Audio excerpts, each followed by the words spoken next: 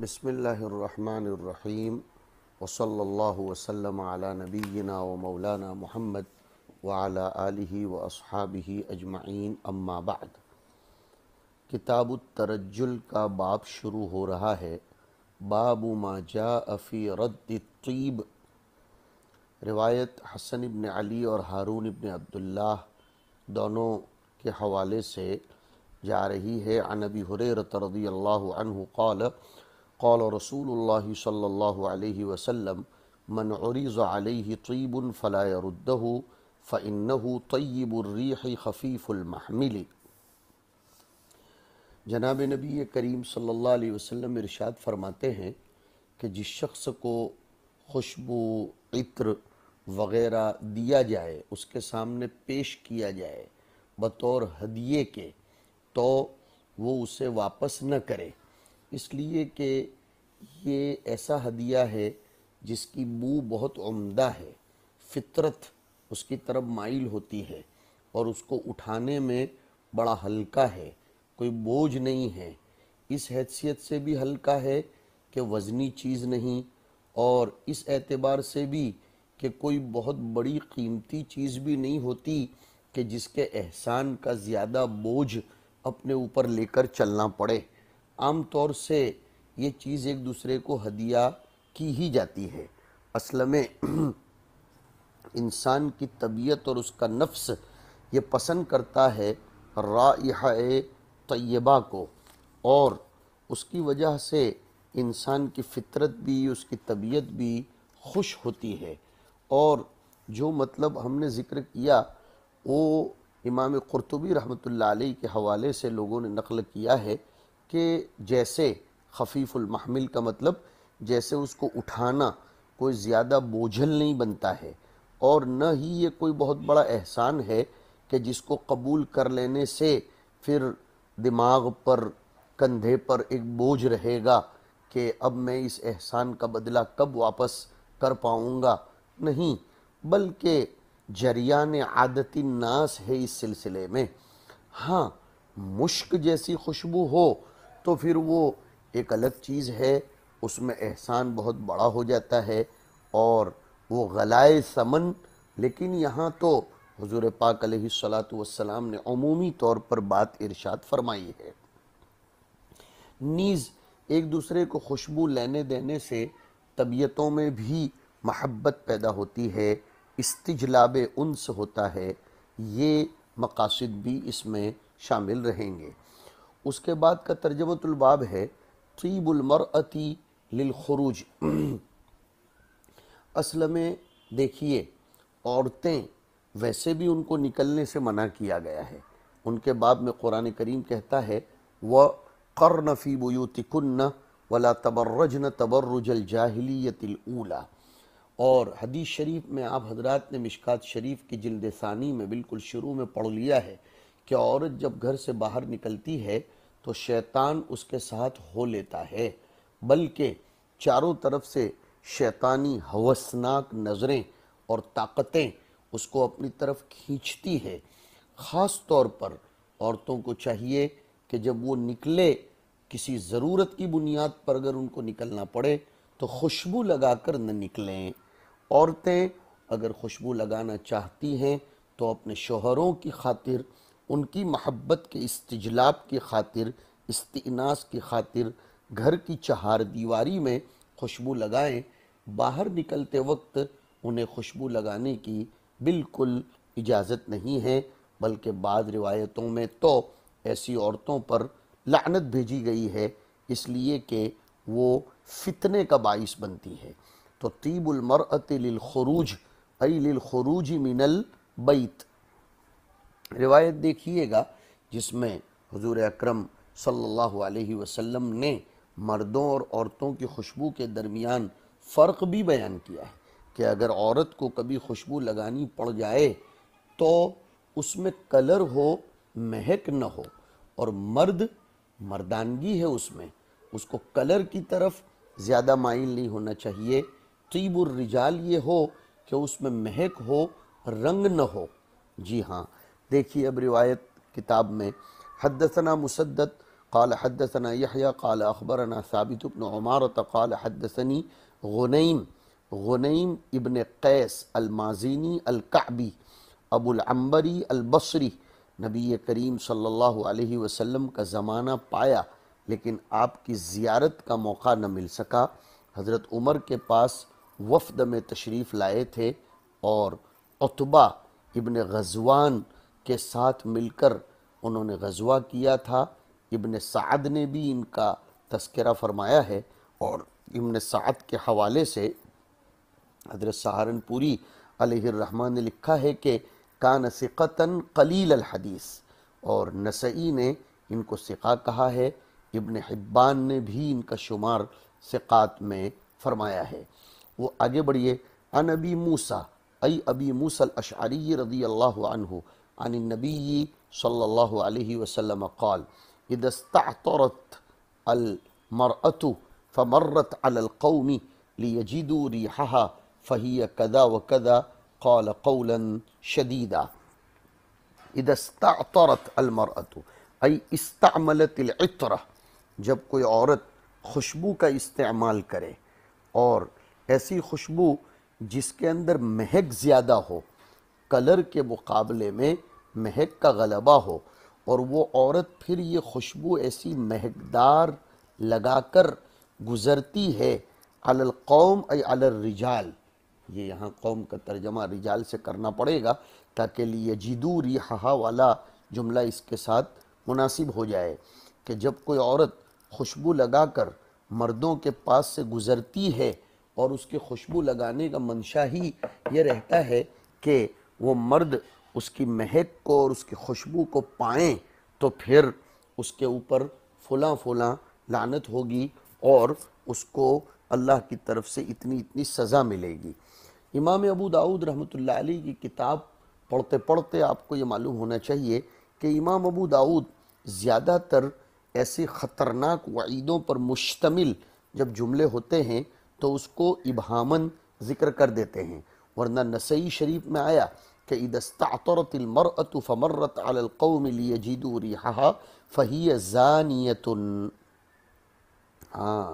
امام ابو داؤد نے تو فہی کذا و کذا کہہ کر گول مول ابہاماً اس کو ذکر کر دیا، جرأت نہیں فرمائی اس کی شدید وعید کو ذکر کرنے کی، لیکن نسائی شریف میں آیا کہ کوئی عورت اگر خوشبو لگا کر اس طرح مردوں کے پاس سے گزرتی ہے تو اس کا شمار زانیہ میں ہوگا۔ حضور نے مجازن اس کو زانیہ فرمایا ہے، اس لیے کہ انہا رغبت الرجال فی نفسہا، وہ خوشبو لگا کر اپنی طرف لوگوں کو مائل کرتی ہے، ترغیب دلاتی ہے۔ کم از کم اتنا تو ضرور ہوتا ہے کہ اس کی مہک اور خوشبو کی بنا پر وہ سبب بنتی ہے لوگوں کے اس کی طرف نظروں کے مائل کرنے کا،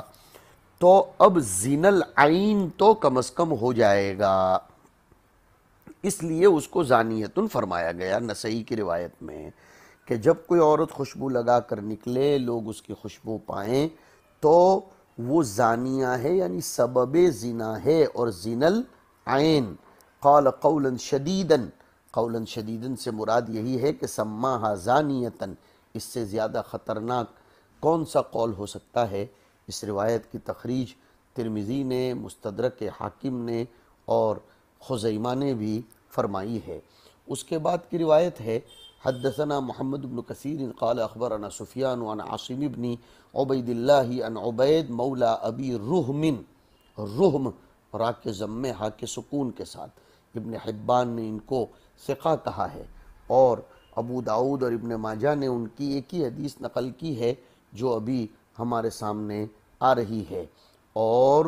ابن حبان نے یہ ابو عبید کا نام کثیر فرمایا ہے۔ فرماتے ہیں ان عبید مولا ابی رحم عن ابی ہریرہ رضی اللہ عنہ قال، قال کی ضمیر کا مرجع یاد رکھنا، ای قال عبید لقیتہ امرأة وجد منها ریح الطیب ولذیلها اعصار۔ عبید کہتے ہیں کہ لقیت ہو ای لقیت ابا ہریرہ امرأۃ، ابو ہریرہ کو ایک عورت مل گئی جس سے ابو ہریرہ نے خوشبو پائی۔ ایک طرف تو اس کے کپڑوں میں سے خوشبو آ رہی تھی، اور اس کے فراک، اس کی میکسی، اس کا جو کرتا تھا، اس کا دامن نیچے تک لٹک رہا تھا۔ وَلِذَيْلِهَا إِعْصَارٌ، اور ایک روایت میں عصارتن ای رائحۃ تفوح وترتفع من ذیلها کما یرتفع الغبار الذي تثیرہ الریح وترفعہ۔ تو اب سیدھا ترجمہ یہ کریں گے کہ حضرت ابو ہریرہ سے ایک عورت کی ملاقات ہو گئی جس سے خطرناک قسم کی بہترین ایک دم ابھرنے والی خوشبو آ رہی تھی، اور اس کے ذیل سے، اس کے دامن سے بھی خوشبو پھوٹ رہی تھی، جیسے کہ غبار اڑتا ہے، جیسے اگر ہوا اڑائے تو غبار اڑتا ہے اور غبار اس ہوا کو لے کر اٹھتا ہے، ویسے ہوا اس کی اس خوشبو کو اٹھا رہی تھی۔ فقال، تو حضرت ابو ہریرہ رضی اللہ تعالیٰ عنہ نے فرمایا، یا امت الجبار، یا امت الرحمن نہیں فرمایا، یہ ہے بلاغت، یا امت الجبار، اللہ کے ناموں میں سے جبار نام کا استعمال فرمایا تخویف و انذار کے لیے۔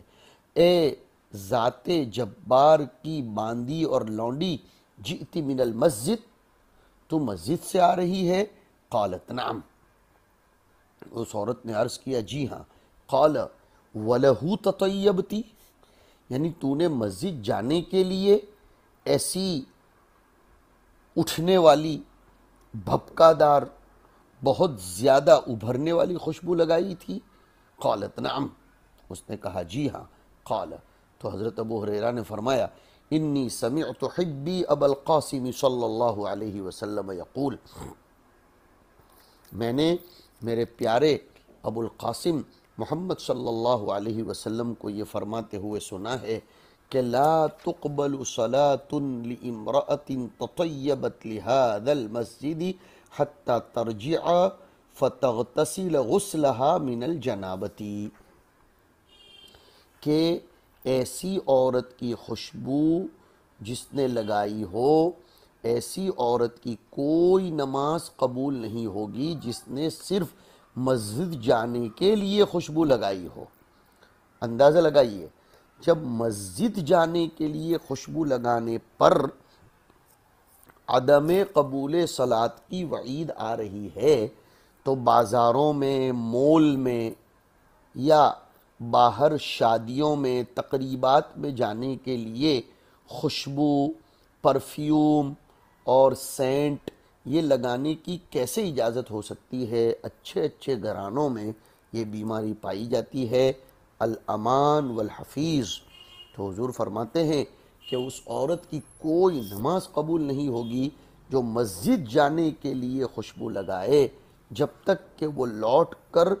اتنا اہتمام سے غسل کر لے جس اہتمام سے غسل جنابت کیا جاتا ہے، یعنی بالکل وہ اس خوشبو کے آثار تک کو مٹا دے، زوال طیب ہو جائے، تب جا کر اس کی نماز قبول ہوگی۔ اس کے بعد کی روایت نفیلی اور سعید ابن منصور کے حوالے سے عن ابی ہریرہ رضی اللہ تعالی عنہ قال قال رسول اللہ صلی اللہ علیہ وسلم ایما امرأة اصابت بخورا فلا تشہدن معنا العشاء قال ابن نفیل الآخرۃ، کہ جس عورت نے بھی بخور لگایا ہو، خوشبودار خوشبو لگائی ہو، تو وہ ہمارے ساتھ عشاء میں ہرگز شرکت نہ کرے۔ خاص طور پر فرمایا کہ عشاء آخرہ میں، مغرب کو عشاء اولا کہا جاتا ہے۔ بخور ایک خاص قسم کی خوشبو آتی ہے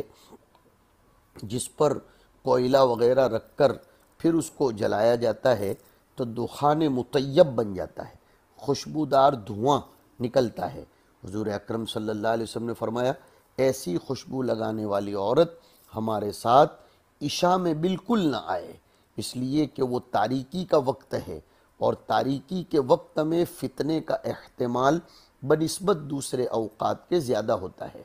یہاں عشاء آخرہ کی قید احترازی نہیں ہے بلکہ واقعی اور اکثری ہے کہ یہ وقت چونکہ فتنے کا زیادہ ہے تو خاص طور پر ایسے وقت میں تو وہ خوشبو نہ لگائے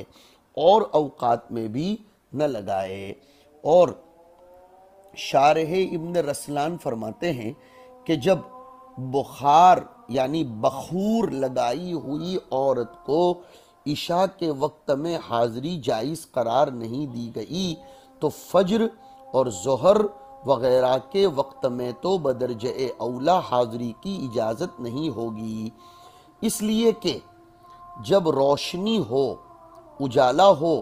تو عورت اجانب کے سامنے ظاہر ہوگی اور وہ اس کو محسوس کریں گے، اور یہ ان شرطوں میں سے ایک ہے جس کے باب میں ان علماء کرام نے بھی شرطیں لگائی ہیں جو مسجد جانے کے جواز کے قائل ہیں کہ وہ متطیبہ نہ ہو، متزینہ نہ ہو، اور خلخال پازیب آواز والے نہ پہنے ہوں، فاخر شاندار لباس نہ پہنے ہوں، مردوں کے ساتھ اختلاط نہ ہو، وہ نوجوان اور نوعمر نہ ہو۔ مطلب یہ ہے کہ ایسی ہیئت و حالت میں نہ جائے جس سے افتنان اور فتنہ پیدا ہوتا ہو اور راستے میں بھی کسی فتنے کا اندیشہ ہو تو پھر اس کے لیے اس طرح نکلنے کی اجازت نہیں ہے۔